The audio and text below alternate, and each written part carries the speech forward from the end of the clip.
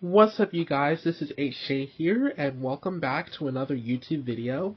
In today's YouTube review, I'm going to be reviewing the Acer Nitro as either 515 or V15. Doesn't matter how you say it. It is an Acer Nitro V laptop. It is 15.6 inches, as the name suggests. Now, keep in mind, I did already unbox the laptop because I actually got it on Friday, and I set some stuff up and took stuff out of the box. But we're actually going to start by going over what you guys are going to get in the box. So for starters, of course, you guys have the laptop itself. Now keep in mind, this is the Best Buy version, and so this is the i7-13620H processor version, and it has an RTX 4060 inside of it. Now, of course, it does come with the stickers, so you guys can see I put the stickers right here, and then you also get a laptop sleeve, which is over there, and the charger. Now, starting with the ports on the left-hand side of the laptop, you get your power input. Make sure you push this down when you plug in the charger really well, because if you don't put enough force into it, it will not go in and it will not charge the laptop. I found that out the hard way. Now, this is a gigabit Ethernet port, HDMI 2.1 port, USB 3 Type A, USB-C Thunderbolt 4 right there. On the right-hand side, we have a USB-A 3.0 port. We have a headphone jack, ventilation on the top part, Kensington lock, and then on the back side of the laptop, have nothing but ventilation on the left 50%, on the left-hand side, and that is all of the ports to round it out. Now, I'm also going to go over what you get in the box in terms of accessories. So over here, on my left here, we have a 135 watts AC adapter, and these are really cheap to replace. So I noticed that the Acer Nitro accessories, like chargers, bags, and stuff, on their website are way cheap. Like, I could get that charger for $35 right now off of the Acer website. So if you need a replacement, that's something to keep in mind, that Acer is a good brand for making replacement components cheaper. And you also get a Nitro sleeve in the Best Buy variant, which is actually pretty cool. So when I unboxed this, I didn't know I was going to get a laptop sleeve, and I was really happy to receive this because this can fit up to 15.6-inch laptops, and if you have a large enough backpack like I do, you can put it inside the sleeve and then put it inside the backpack for extra protection. Now, I am going to go over some benchmarks towards the end of the video, so I do have some graphs for that as far as the gaming performance is concerned, but I do want to go over this display, because this display and keyboard and trackpad, they're pretty decent. Now, they're not going to be the most perfect thing in the world, but they are okay for what you need it to do. I'm going to take my camera off the stand here. Try to trip over that, because that would be a catastrophe. LOL. And I'm going to log in here and show you guys these cool features. So starting off with the trackpad, you do get a pretty decently sized trackpad, and it's a diving board style, so it's not glass. Inner chassis is hard plastic. It's not metal. I know what you guys are thinking. It probably sounds pretty close to metal. I promise you, it's not metal. It's a very hard plastic, similar to what they use on the HP Victus series, and even some of the Dell G15 series and G16 series laptops. So it's very similar material, just a little bit harder and closer to metal, but not fully metal. Not metal at all, actually. So this is the keyboard. It's fully backlit. Full size. You get a number pad for my accountants who are really good at math.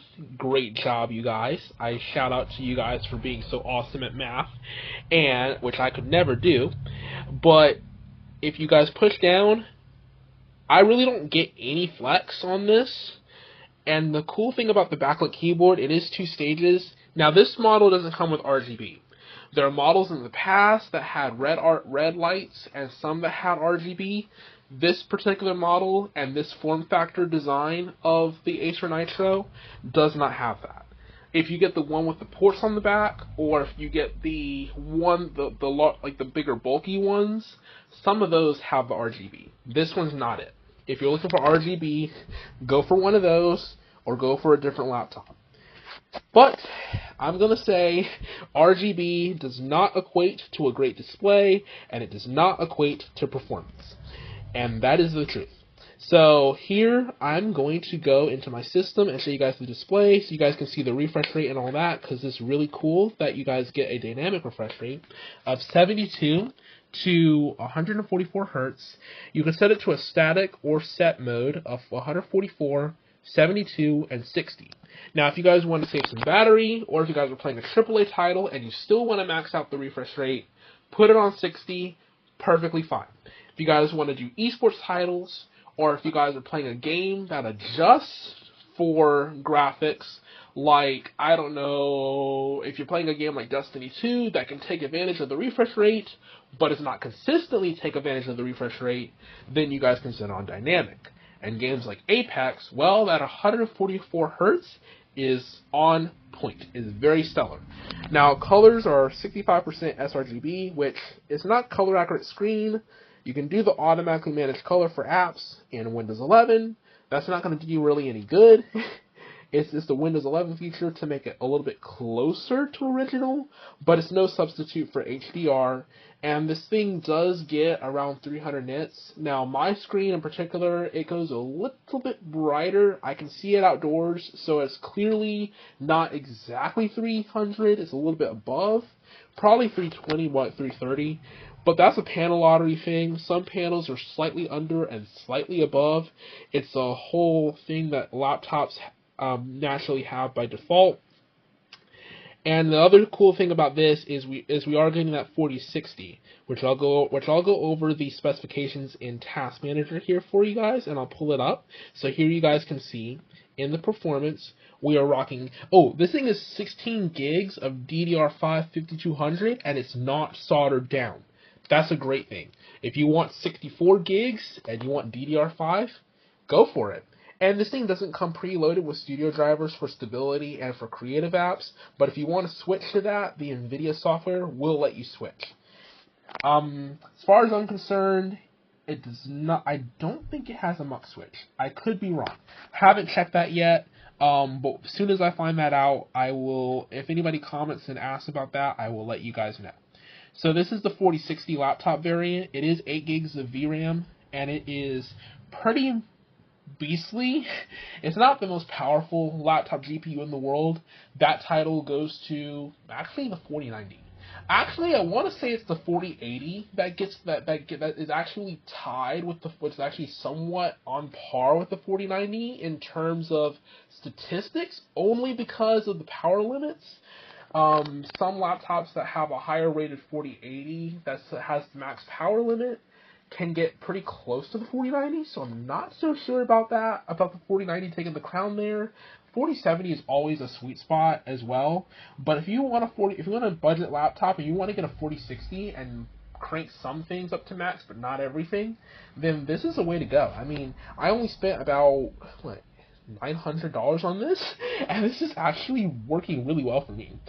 For reference, I'm going to get to the benchmarks here, so I'm going to pull that up on my screen. So here you guys can see that I got 45 FPS on 5M on max, and 87 average FPS on Destiny 2 on max. Pretty good. I will test more games in the future, so let me know what games you want me to test. So I did actually edit this video on this laptop. So the cool thing about the video editing is that export and render times are pretty decently good. Now, I will say that if we're going to do anything 4K related, this can handle it, and I think it should be okay. Just don't stack way too many layers like a movie, like a full, like, Fox Studios movie or something, because that will start to take a toll on the frames. But I think for anything 8 to maybe 7 layers or lower for 4K, for 1080p or 4K should generally be fine. And most people that are doing content creation most people don't need too many layers, just enough for what they're doing. So I think for what you guys are doing for video editing wise, it should generally be okay, and it's an enjoyable experience overall. Now I will say that honestly, in terms of CPU benchmarks, the reason why I didn't do CPU benchmarks is because right now at the moment I don't have the capabilities to test that on my end, and so hopefully in a future video I can actually test that. But I will tell you that the CPU max clock, well, the base clock is 2.40, and that i7 does crush through a lot of CPU intensive tasks. And it's not going to be impressive like an HX or an i9 or something, but it is pretty darn good.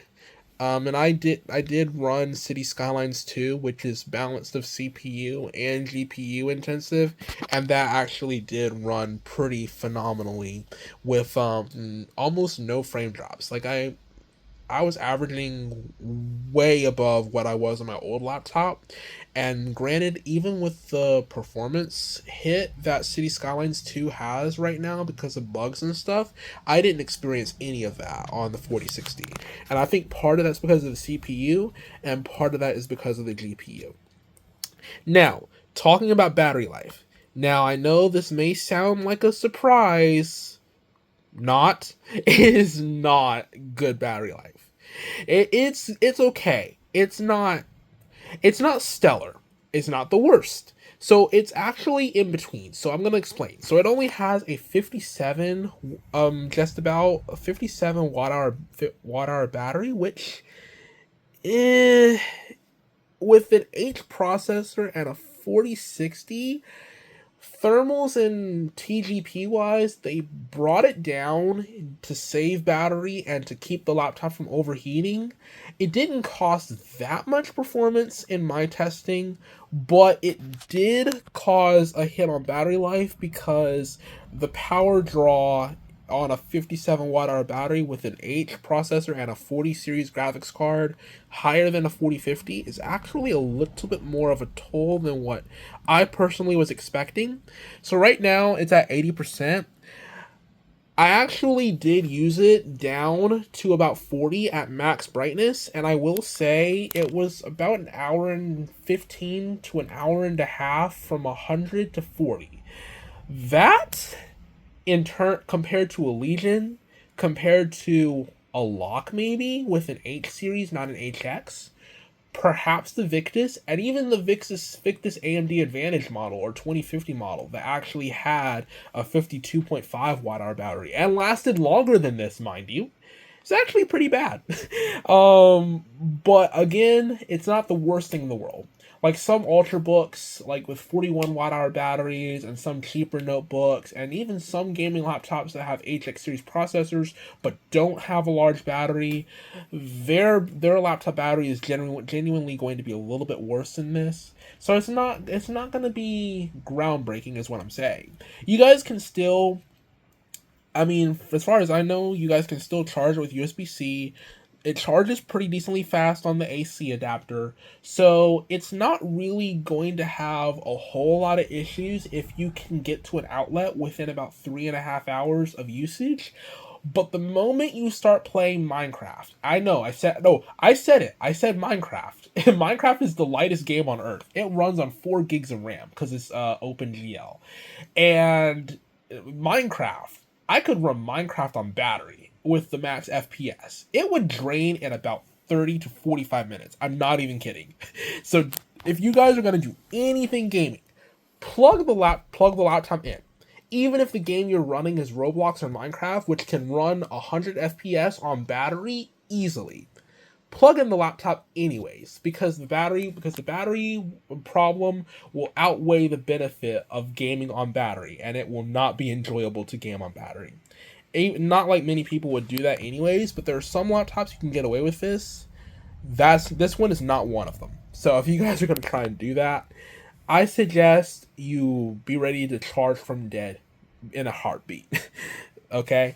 So that's the battery life. Now, as far as temperatures are concerned, Temps wise, the fan does get up to 50 something decibels.